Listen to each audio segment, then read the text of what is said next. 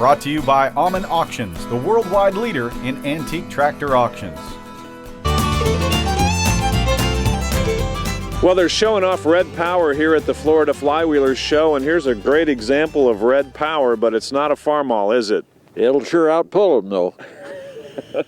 Well, Dick Carroll from Alta Vista, Kansas is a Massey Harris man, so that's why he thinks this will outpull a farmall for sure. But tell us a little bit about the tractor we're leaning against here, Dick. Well, this is a very rare orchard model, quite early. Most of them, these old ones, haven't survived that long of a period of time, but this is a 1936 Massey Harris Pacemaker.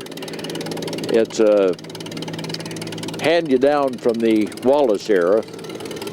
It's very similar to the 1220 Wallace tractor, and they made the Pacemaker as the standard tread tractor and a few of the orchard models, and then the Challenger with the stablemate, which was the row crop version.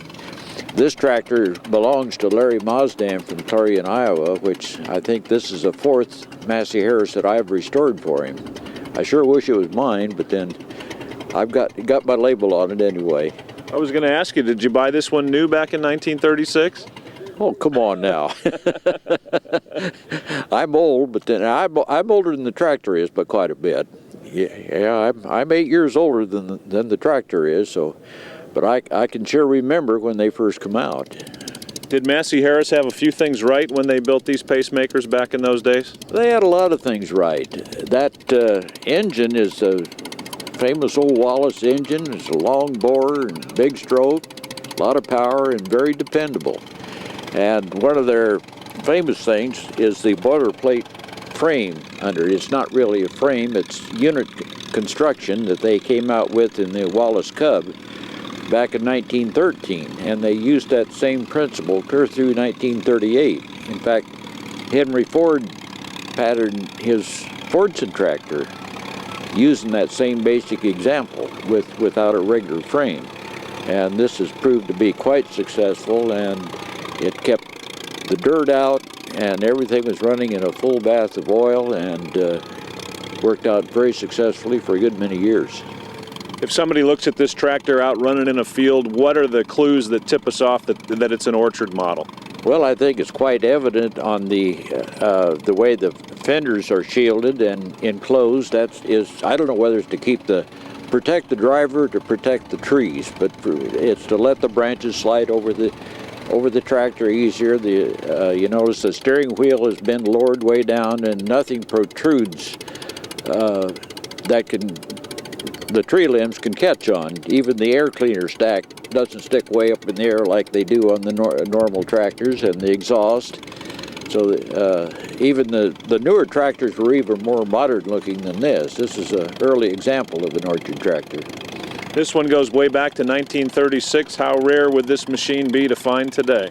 It would be quite rare. I have no idea how many there are left, but I would say you could count them on your fingers, the ones like this that are left. There'd be very few of them.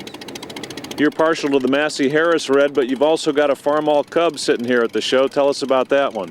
Well, you didn't need to mention that. It's going to get me in trouble with my Massey comrades, but then that's a cute little tractor that I kind of got talked into doing and ended up owning the tractor, but I kind of enjoy it. It's something different for me anyway, but it was almost beyond my knowledge to restore that thing. It's pretty complicated.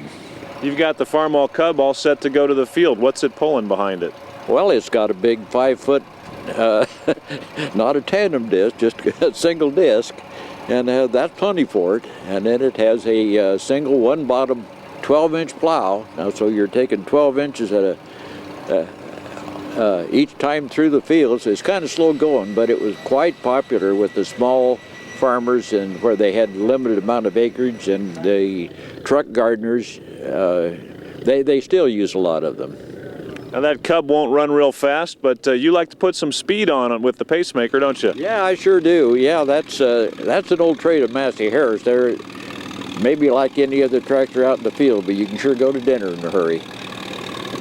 All right, Dick Carroll, thanks for being with us, and he is a Massey Harris man. If you want to know about these kind of tractors, this is the guy to talk to, Dick Carroll from Alta Vista, Kansas.